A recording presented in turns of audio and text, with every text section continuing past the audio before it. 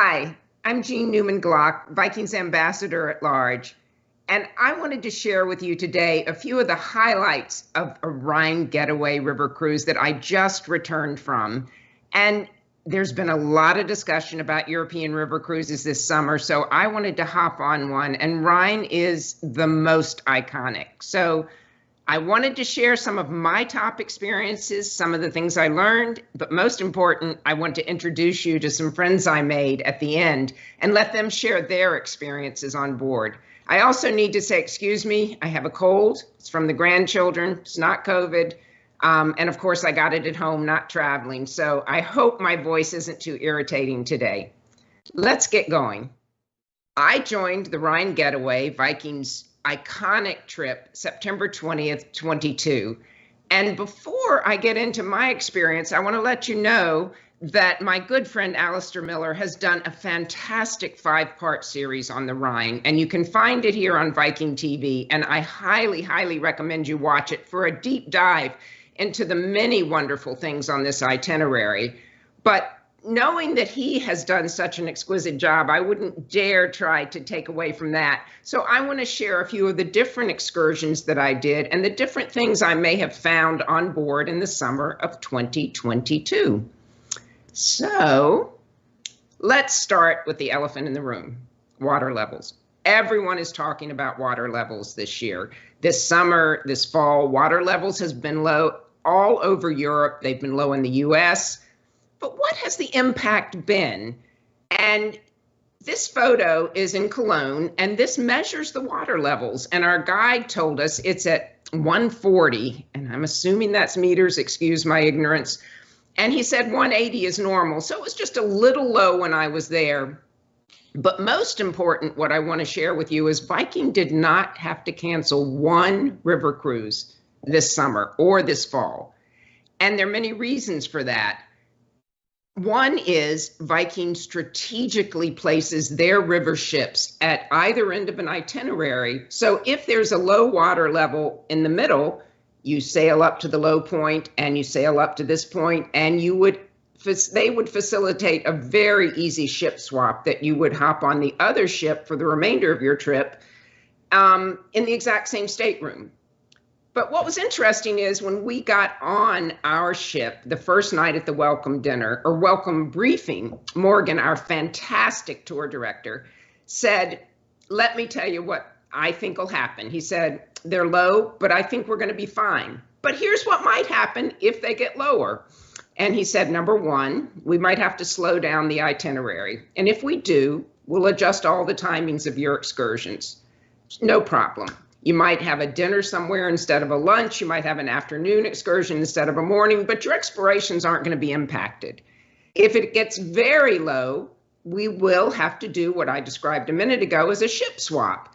And you go out an excursion in the morning, you come back to another ship, and there you are, your explorations continue. So all of us on board breathed a sigh of relief, realizing we were going to see what we wanted to see on this wonderful itinerary. And we were gonna, excuse the pun, go with the flow. So don't believe everything you read and hear. The water levels were low. My explorations and Viking's trips were impacted to a minimal degree, even in this very low season. So that's out of the way. I chose to do the 2-day pre-extension in Basel, Switzerland, for many reasons. Flights, as you know, this summer were unpredictable, and you always want to get there a little early to be sure. And I love Switzerland. I had been there in college and looked forward to being back in Basel, particularly it's the intersection of France. Oh, I went too soon. Wait a second. France, Germany. It's just such an iconic, pristine little city. And I just made a quick video that I had shared online, and I want to share this with you. And I hope the sound is coming later. But what's also interesting is when we arrived there, the hotel director that handles guests, who was fabulous, took us on an orientation walk immediately and gave us a Basel travel card that we could use all the public transit to get around the city very easily. He also led a historic walk the next day. And the other thing that I know a lot of guests did and told me was fantastic was a full day mountain view of Lucerne excursion. And I got to go back and do it because they said it truly was fantastic. But so much to do besides just get a little extra sleep and get ready for your river cruise. So I highly, highly recommend a pre-extension. And there's several great choices. I enjoyed Basel just because I love a taste of Switzerland. So the next day is the day I adore, the day we embark. And I embarked on the Viking Sigyn. And it was so relaxing. The ship was maybe 15-minute drive from the hotel right there near Basel. And we got settled in, getting ready for our 8-day, 4-country cruise. We met the staff and crew, and we were ready to sail. Of course, I'm always ready to sail. Our first stop was in the charming town of Breisach, but the most important thing is this is the gateway to the Black Forest, or the Schwarzwald, which is the region of Europe that I think every fairy tale we ever read came from. I think Little Red Riding Hood lives there and every other one. It's iconic little fairy tale villages.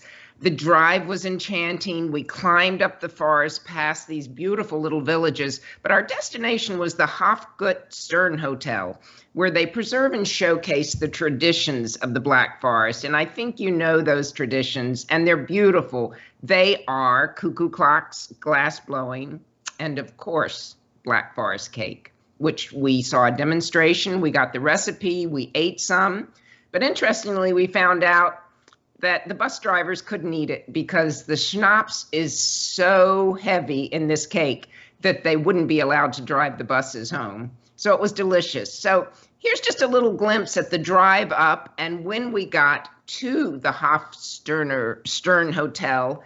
And the background music you hear is actually just the cuckoo clocks from that hotel. Here's the forest. Here's the cows. Many people hiked through the forest. Here's the wonderful Black Forest cake we all enjoyed. And wonderful cook. And here's the cuckoo clock. And if I was going to buy one, which I didn't, it would be playing The Happy Wanderer, which I think speaks to all of us that love to travel. My favorite song. We got back from the Black Forest in time to have the afternoon to walk around Breisach, and it was exquisite. Little medieval town you could climb through, have a coffee in the cafes. It was pristine, and no other tourists were there. So you had it to yourself, except for the villagers who were most welcoming. So I truly enjoyed a really great afternoon in Breisach after walking off the Black Forest cake.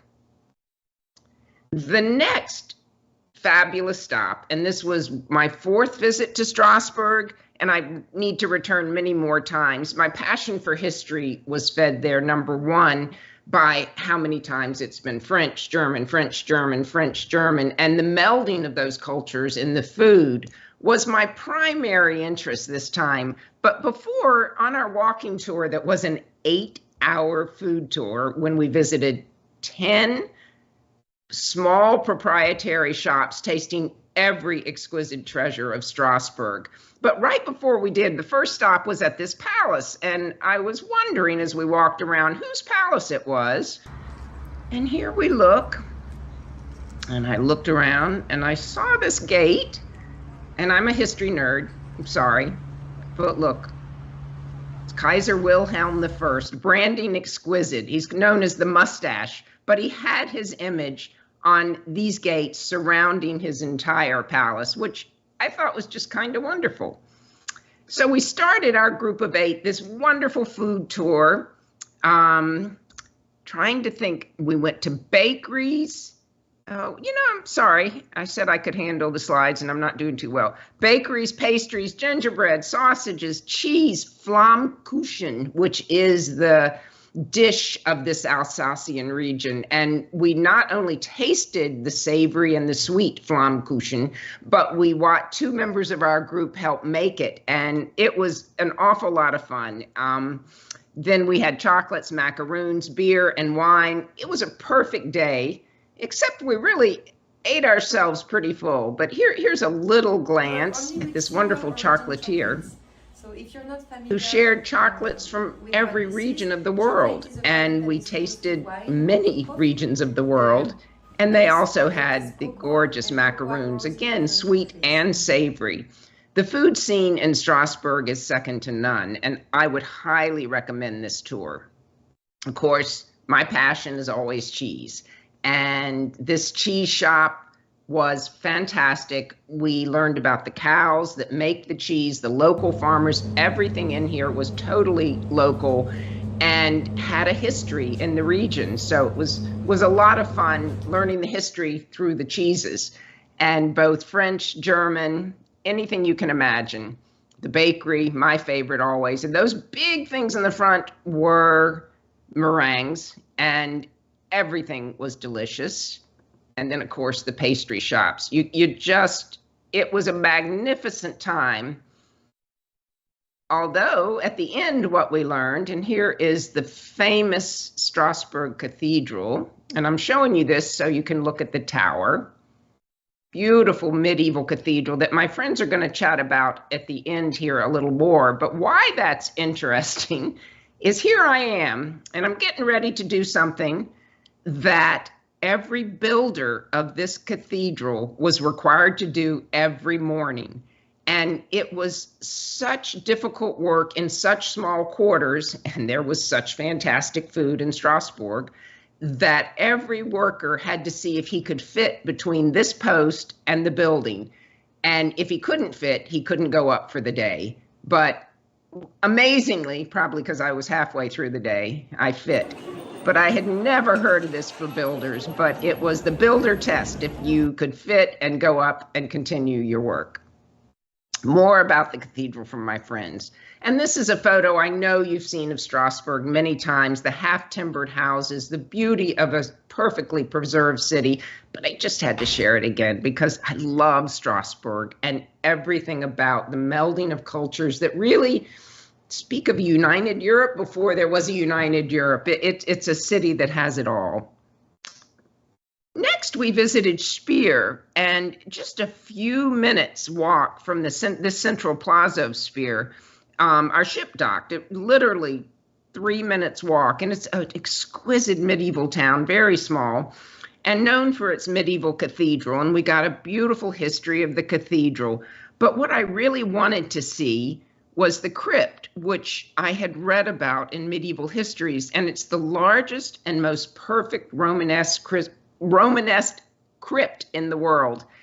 When I climbed down to see, what I wanted to see were the medieval tombs of kings and emperors of the Middle Ages, including some of the first Holy Roman emperors. Here's a look at the central plaza where we all enjoyed learning about the cathedral that you'll see here at the end. And again, look how empty the city is. I love touring where there are not crowds of tourists. And this was just our little group from the ship in this exquisite, exquisite Romanesque cathedral. And then I did one picture down in the crypt. They didn't allow videos, but these are the tombs, and this is described as the most perfect crypt in Europe. And it was very serene, very beautiful, and just a very different stop. And that's what I love about Viking.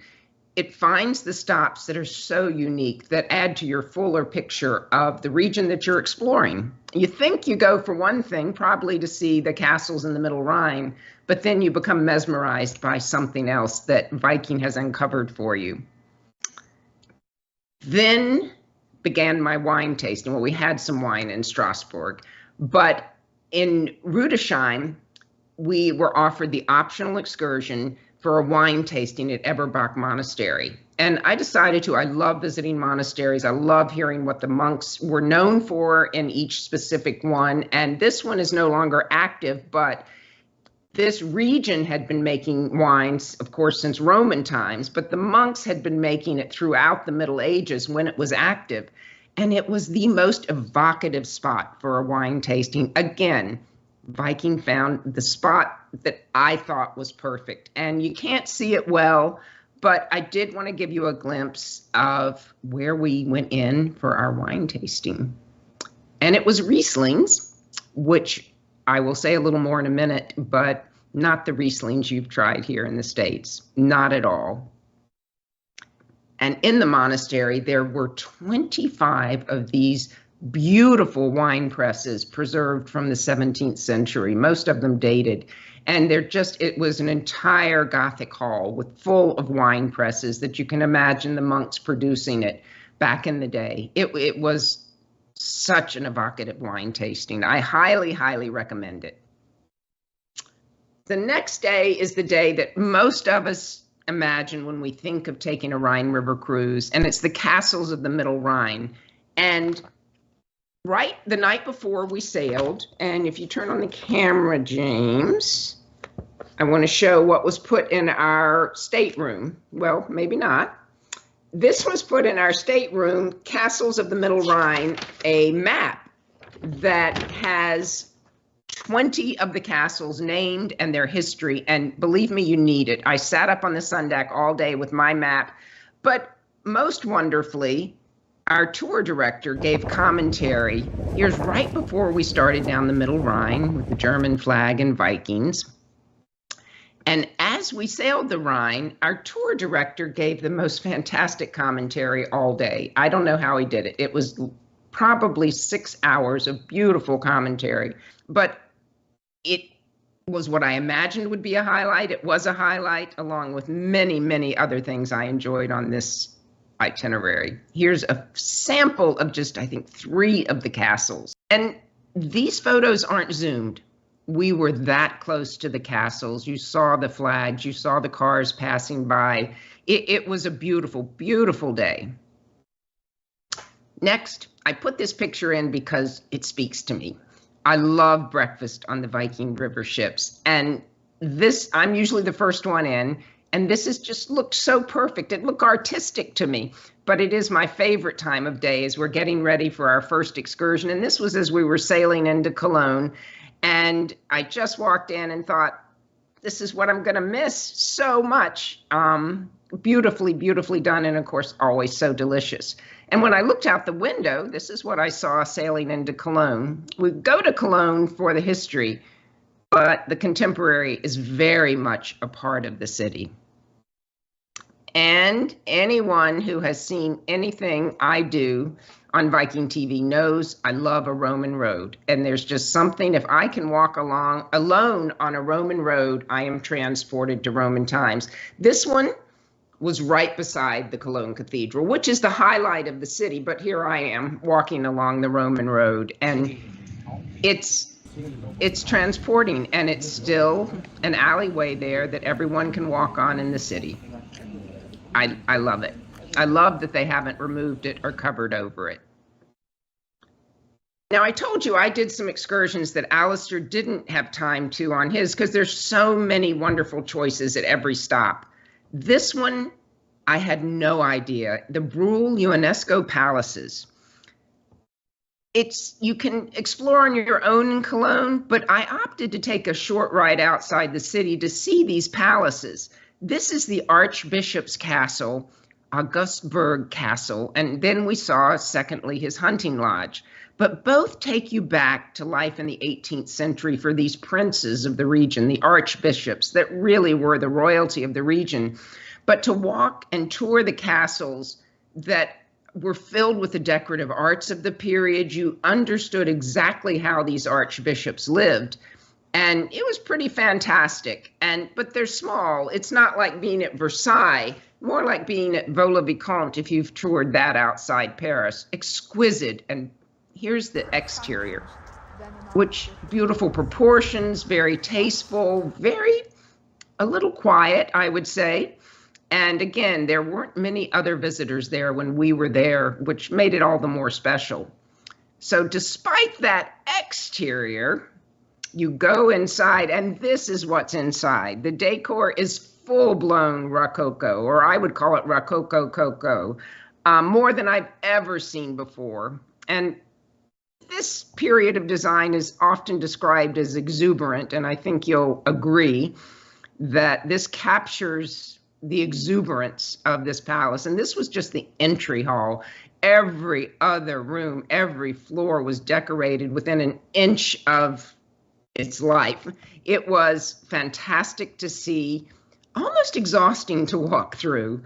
So wonderfully, after you have gone through this palace and the unbelievable design, you go out in the gardens that I had heard were modeled after Versailles, and of course, much smaller, but very beautiful. And it was a beautiful afternoon with local guests enjoying the fall afternoon. There was a wedding. It was idyllic just to sit and watch life go by in the garden for the people that live right next to the Brule castles. And here's a look at those gardens. And this is not color adjusted. The skies were this blue, the building is that yellow. This was a beautiful, beautiful fall day. And though small, the gardens are perfectly proportioned and really, really exquisite. I would highly recommend this excursion. It's an optional excursion, but really wonderful for the afternoon to get out and see something so different and that even as a history nerd, I had never heard of. So then we get to Amsterdam and we're back to cheese, my passion. I've said before, I like cheese more than wine, but it's a close toss-up. So we went to the family-run Gouda cheese factory, and we met the owner's son who took us through the history of this and how they make the cheese and the different gradations from the very mature to the very young. And of course, we tasted them all. They were fabulous, and we bought a lot. And my suitcase, my carry-on was filled with mature Gouda cheese, which tasted amazingly like Parmesan, very crumbly. I've enjoyed it here at home. And I had to pose. My cheese passion is well known. My final slide before I introduce you to my new friends is about all the visits we had for wine tastings of Rieslings. And as I mentioned before, the Rieslings that I had always had here in the States are very sweet dessert wines, which I don't mind, but most people turn their nose up at a little. The Rieslings have now become a lot more popular in the States because a few more types are being imported. But what we found out is the very finest never leave this Alsatian region. The finest Rieslings are dry, exquisite, on land that has, I said, at Eberbach, has always been used for vineyards since Roman times. And I enjoyed getting to know more of the history of Riesling, but also of the different qualities and appreciating it as a very, very fine wine. Every trip I take, the highlight is the people I meet, the guides who share their passions, the staff, the crew on board, of course, but also the friends I meet on board. And often I'm traveling alone, so kind groups of people or kind friends adopt me. And this most wonderful group of friends traveling together, I will let them explain, but they were a dinner group that met ever so often in their hometown. And they adopted me at one of the Riesling tastings, and we became great friends and had a wonderful dinner together that got far too rowdy in the dining room, but it was an awful lot of fun, which is why I decided they might be perfect to join us today. They had a passion for travel that I share with them. So here's a look at the different Rieslings that we tasted, the different tastings, and it ends with a video of when I met 3 of my new friends. Here's at Eberbach. I just had to show it again because it is so gorgeous. And with the oak wine cast in the background from the 1600s. And she's explaining it if I'm not speaking too loudly over them. And this was the last Riesling winery. And here's 3 of my wonderful friends. And I've asked them to join me today to share highlights of their trip. I know my highlight was meeting them. And they were part of a larger group that we'll see at the end. But I'd like to welcome Greg Gimbaugh, Todd Jones, and Rick Eisen. And thank you for coming on to share your experience on Rhine Getaway. Thanks, Jean. Thank you, Jean. Before we get going, Greg, I see you're in uniform, and I understand that you might be called away. Would you like to explain what you do? Yes, I'm a fire chief here in the Lansing, Michigan area. So in the event something big happens, I may have to leave. So if you hear a loud tone and I leave, that's exactly what's happening. We will fully understand. Thank you. I know you all did a lot of things different than I did. There's so many options on this getaway, except for the wine tasting that we shared, and I already shared a little video of that. And you've shared some of your photos with me and also some of your thoughts about cruising on Viking. But before we share your photos, could I ask each of you, was this your first cruise or not? Greg? No, I've been on a Caribbean cruise before. This was my first longboat cruise with Viking, and I'm already planning to do the Danube and the Christmas market tour next year. So I'm working on getting that planned out. Oh, that'll be wonderful. You might see me on board. Todd, was this your first Viking cruise? This was Rick and my first Viking cruise. We've been on another cruise line, a larger ship, but this is our first time on a longboat. And we are, like Greg, hoping to plan another one soon. Oh, that's wonderful. Well, if we could look at your first picture that you sent and tell me why you chose this one. I don't remember if that's one I took coming down from the cable car. Ah. From the castles up there that we got lost in. Yes. That was an amazing part of the cruise that we went on, just going up that large cable car, the view of the city, the ruins, the castle. But you're right, we did get lost in the castle. So. This was in Koblenz, I believe. Yes. Even Google Earth couldn't get us out. You tried Google Earth? Yes, we did. It was beautiful. The ship docked right under the cable cars going overhead, and I thought that was beautiful.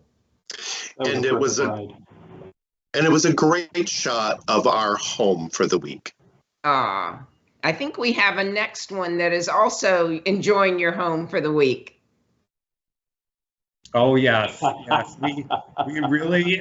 We really lucked out with the weather. We had really good weather, so we had a lot of time to spend outside up on the top deck and just enjoy all the wonderful service. I just can't speak highly enough of the service and how well taken care of we were.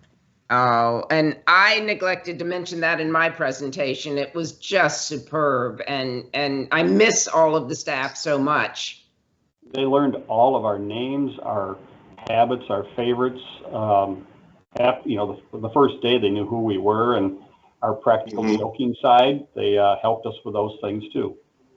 I think you'll find that's not unique on this one cruise. On every Viking ship, they know my name before I can learn theirs, and I'm just always amazed. And I don't think I shared this memory, but I had purchased a book to read. Unfortunately, I didn't read it much during the trip because there was too much else to do.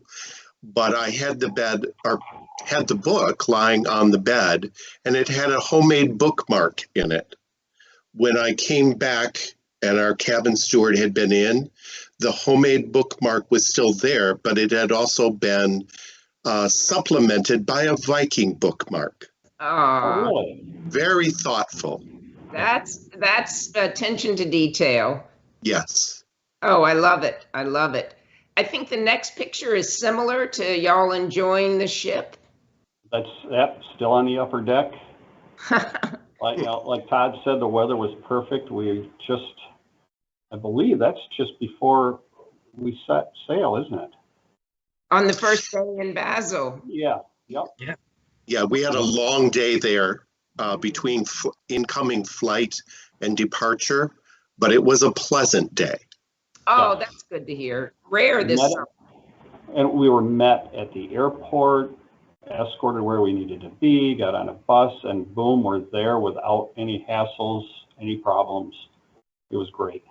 I think that's what people don't realize often is that the minute you land at your destination, the Viking takes you underarm, and then you are escorted directly to your hotel or ship. So you really have no worries.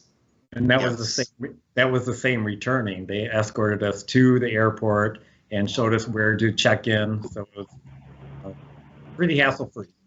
Oh, that's good to hear, and exactly my experience as well. And this was even at Amsterdam Airport, where again we've heard a lot about this summer, but I had no trouble checking in and getting through security. I hope y'all didn't as well.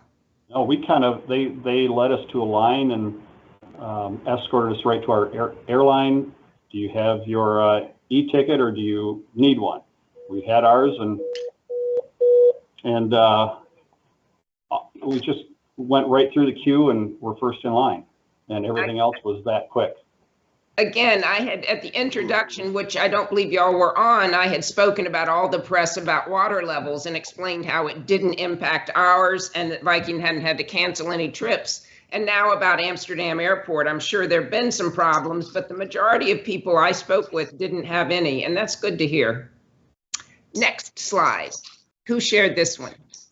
That was one of the guest artisans that came on board. Oh, yeah. Doing glass blowing. So it was really nice. They brought on some different people from the different locations that we were at, and this was glass blowing, and it was fascinating. Like right on the ship, they had this 1,000-degree flame going, and it was really cool. It's amazing. It sounded like a fire hazard to me, but it certainly were beautiful, beautiful objects. Exactly, and very up close for all of us. In particular, the glass blower was involving people from the audience in a very interactive way. We happened to just be there as opposed to, planning on it, and it was just worth staying for. I think when Viking, at the height of COVID, they weren't able to bring people on board, but now that's over, and it is a highlight of every trip to bring the local culture on board so you can get to know them in a much smaller atmosphere than visiting in the town. So I'm glad that part is over and they're now back on board. Next photo.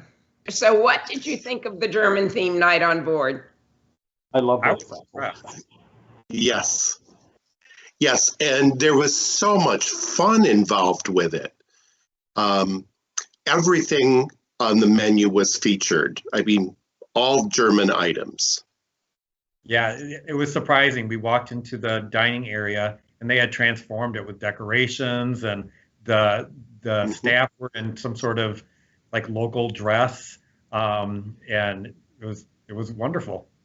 And Rick's shirt happened to match their attire for the night, so. Yeah. Yes. Oh, but you didn't wear your lederhosen. You didn't buy any leather shorts to wear. I'm disappointed in you all. Yeah, no one needs to see that. We just have a hat. Our famous last words, they'll only look at us once and then they'll never look again. I think it would have added to the theme, but it was a great night. Unfortunately, that night was the day after I had done an 8-hour food tour and eaten for 8 hours. So while I enjoyed the atmosphere, I'm afraid I didn't have much room left for the delicious foods. And there was a lot to choose from, like Rick said. I saw it, and I got to go back, and when I'm not doing the food tour. Yeah, I was just going to say, we did our best you at trying to eat a little of everything. Oh, good. I have no doubt you gentlemen did. The next slide. I took that was where we went to the cuckoo clock factory, and that was the rail bridge that we walked to go into the Black Forest. So you did the hike into the Black Forest. Yes. How was that? Because I didn't do it. It was beautiful back there. The waters that ran through there, they were talking about lower water levels, but still hearing the waterfalls and coming down through the rocks and everything, and being able to walk in there, it just was peaceful. You just heard wilderness and nothing else. This picture is gorgeous. And what I liked about that stop, and a lot of the stops, were that they had different activity levels available. So like the hike was a little bit more strenuous if you went the whole hike, but there was also like the Black Forest cake making. So there's other options for people with different ability levels. And one thing about that bridge, there's history that they tell you about where that bridge was there in World War II, and at one point the upper level was destroyed, but they rebuilt it, and now you'll see the electric trains going across there every so often. So it's just neat to see part of history. Oh, I'm sorry I missed that. It's for the next trip, the next time. And Jean, just remember, they have a wonderful Black Forest cake demonstration. It's worth getting a piece in the cafeteria or the little restaurant there and trying it out. We didn't realize so much whipped cream went into it.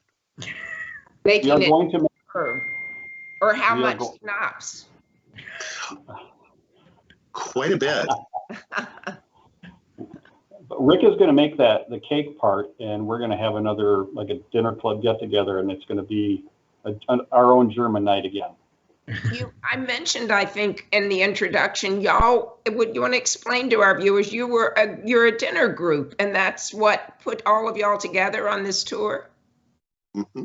Oh, I think that's lovely. And you meet how often? And are you going to have a German night? Well, we're a group that's loosely met together over like the last 20 years, and it constantly is evolving as time goes on. Sometimes it's themed, sometimes it's just potluck. And yes, by all means, we are doing a German night with Black Forest cake, schnapps, and some of that wonderful peach liqueur. Oh, did you buy that?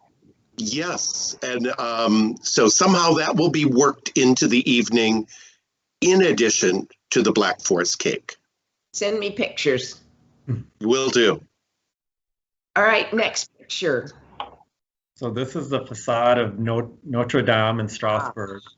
Like Greg was saying, the history that you experience, and having taken advantage of all the guided tours is highly recommended. It's fun to be out on your own, and usually you have time to do it, but having somebody that's knowledgeable from the location to walk you through with your little earpiece, so you're not disturbing other people as you're being guided. That was fascinating. The history is what I really like about it. Now, is this the picture? I think that gate. Sorry. I think that, if I remember right, that gate in front of the facade there, wasn't that the Cardinals' entrance that only the Cardinal could go through? That's why it had that fence across it. Yep. Ah, good memory. Remind me, I know you climbed to the top of one steeple. Was it in Strasbourg or Cologne? It was the Strasbourg. Yep, it's one of the views as you're walking up. And again, the different activity levels, this was a little bit more strenuous, but everyone that was walking up and down had no problems. Just take your time, and it was well worth it. You're being generous, Todd. It was strenuous, and we got passed by people older than ourselves who were carrying backpacks. But they were very kind and generous in not saying anything. You made it, and I was eating my way around the city, so I can't make any commentary. But to anybody who might be considering, it is worth the climb to the top for impressive views of Strasbourg. Just one of my favorite cities of all time. Do we have one more slide? It's where we stopped at the brew house in Cologne and had dinner as that group. So you did Wayne. the brew house evening pub crawl. We didn't do the pub crawl. This was a restaurant that was pointed out by our guide that was recommended. So when the tour ended, we wandered around the city, and we ended up there eating and had a great time. It looks like it. Yeah, and the evening before we hit Cologne, and I'm sorry that I'm missing his name, but our cruise director, Morgan. Yes, Morgan went through very detailed that if we were to go to one of these places, what we had to do. Hear that? It's a great story. Yeah, and they purposefully give you small glasses of beer, which are put on a coaster, and the waiter marks every time that he puts a glass down. And according to Morgan, after you've had your fourth, he puts a fifth mark, which is a tip for the waiter. But when you're done drinking, you simply take the coaster, flip it over your glass, and you're done drinking. But this brew house was true to form and offered both great food and just kind of fun with the waiter. Yeah, and like Rick was saying, there's instructions, and I remember one of them from Morgan was, if you don't put the coaster on, they'll keep filling it. So you have to know, time to put the coaster on. It's fast. As soon as you put an empty glass down, a full one's put down, and when Rick mentioned the tip is they get a glass of beer. Yeah. And we saw that happen when the table left behind us. Wayne, well, our waiter said to call him Wayne, and another server there. They both had a beer, raised it in the air, and downed it, and on they went to taking care of other tables. Sorry, I missed that one. Yeah. It just sounds like such a perfect experience. And just so our viewers know, the longboat was docked so close that what was it, a 5-minute walk at the most to this brew house? Yes. Yeah. Yep. And like this next picture is I had the pork knuckle. Yeah. That's a tiny little meal. Tiny Yes. little, very, very little. Yeah. And you weren't having any fun. No. Oh. And the wait staff it was fun joking with the wait staff. They were really entertaining. Well, even the table next to us, they were laughing at us because we were just having fun. Well, I think that is your group. Y'all genuinely had the most fun of anyone I've been around in a while. I loved it. Yeah, so there you can see Dory and Bev, who also traveled with us. And you can see the little glasses of beer. Yep. Mm-hmm. I please tell Dory and Bev hello from me, and I appreciate being adopted by your group. But sometimes people ask what it's like traveling alone on a Viking river or ocean or expedition cruise, and I'm usually alone, and I find I make more friends when I'm alone. I love it with my husband, but if I'm alone, I make more friends, and then wonderful lifelong friends like all of y'all, I hope. Oh yeah, and that one morning, you and I were the only ones downstairs having breakfast. And it's like, where is everybody? We just got up early, just had a nice conversation, looked at things outside, and it's something that people have got to experience. It was such fun. Well, Viking had a slogan, and I think it's so true. And it was that breakfast, because Greg, I have such fond memories of our time there, and it's small moments, big memories. And it is interesting that breakfast sticks with me as just such an enjoyable time getting to know you and every moment. But it's ones like that you don't expect, sitting there having breakfast alone in a big dining room outside Cologne. Yeah. And any last thoughts, gentlemen, that you'd like to share? Whenever we come back from vacation and you go back to work, people are like, how was it? I said, I highly recommend Viking. It's a different experience than going on the larger ships. And I've told people here that same thing. I'm already planning to go again next year. So I just have to work out logistics and get information from our travel agent for the Christmas villages. Christmas markets, I should say. Thanks. And you guys took the words right out of my mouth. I just found sailing on the longboat experience much more intimate. I've never had the experience of really getting to know both staff and other people aboard the cruise. This just really is a much more intimate setting, but still allows for your privacy if you want it. It's kind of the best of both worlds. Well said. I find, and that is distinctly not just river, but I find it on ocean as well. But I'm glad y'all found it as well. I should warn people when they see me on the next trip, if you make friends with me, I won't make you be on Viking TV, but I really appreciate y'all doing it with me because I think it gives a broader perspective. I was a fan of Viking long before I became an employee, and I can tell people that, but to hear it from y'all, I think makes it even a little more special to understand the experience of sailing with Viking. So thank you. And stay in touch, please. And we will. We will. I hope I sail again with you. It really was wonderful. And my best to the ladies as well. It was good to see you. Take care, everybody. Bye. Thank you. Bye. Oh, you're welcome.